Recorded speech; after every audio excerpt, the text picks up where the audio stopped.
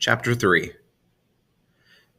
And when the travelers stumbled upon the island of Ilios in 777 CC, they quit the river, dismantled the ship, and used its beams to construct the beginning of what would become the city of Illyrian. Instructor Abernathy strolled slowly back and forth in front of the chalkboard. The spring weather was beautiful, so the windows were open today, letting in invigorating breezes that swept the stale classroom air away. At one end of his stroll, Abernathy would temporarily bathe in sunlight, reflecting it off his bald head and blinding the students who watched him instead of taking notes. The island was perfect for their needs, he continued. Bounded by two rivers, it enjoyed a built-in trade route and protection from invaders, allowing the First Elders' Council to continue their work in the mystic arts. Does anyone remember their names? Who was on the First Council? Zara looked at Leela, confident that her friend had memorized them all. Chronolore was the only class that Zara and Leela shared, and of course they sat by each other. Leela raised her hand. Valerius Darrowbrook, Isolde Winesmith, Eldrick Pendleton.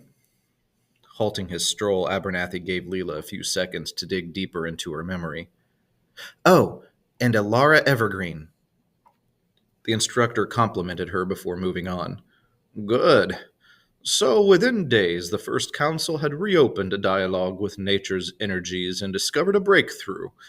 Those energies could be harnessed and manipulated if given the right tools or talents. These tools and talents were, of course, different for each person who had the natural ability, and eventually the Council called them proxies. Laurie, a boy in the front, raised his hand. If the First Council members discovered magic, how did they do it without proxies? Abernathy stopped moving once again. Well, that's a fantastic question. There are theories.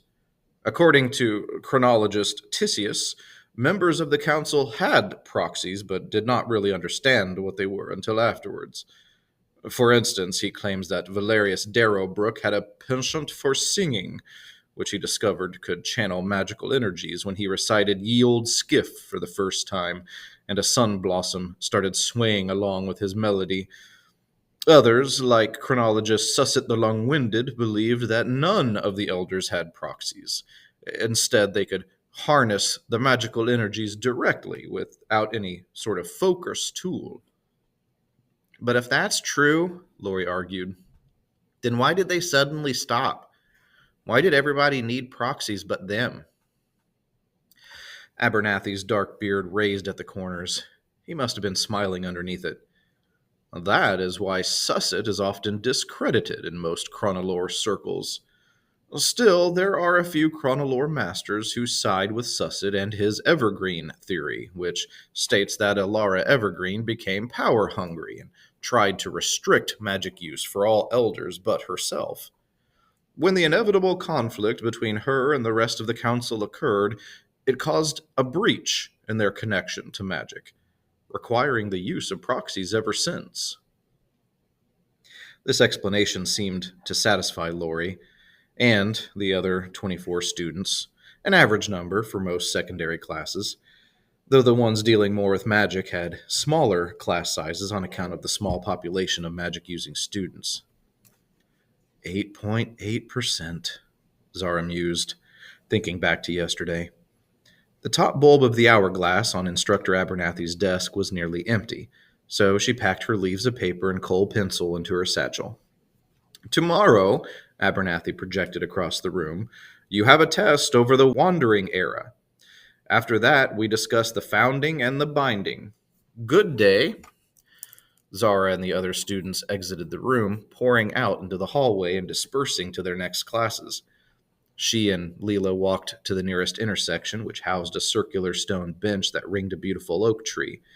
Before Zara could bid farewell to her friend, Granal, a common source of abuse for her, bumped into her. Watch where you're going, Zeta. It's Zara, she muttered perfunctorily. What did you say to me? Leela stepped forward into Granal's view. You'd be surprised what I can do to your clothing with just a brush and some paint, Granal. Granal smiled deviously but backed down. Don't eat too many rats, Zeta, she said, pleased with herself and walking away. It was good to have a magic user as a friend, especially when you were from the Warrens. Ugh, she's the worst, Zara grumbled, shaking her head. Most bullies are just insecure about themselves, Leela soothed. Well, I wish she would go be insecure to someone else. Are you still coming over after school? Of course.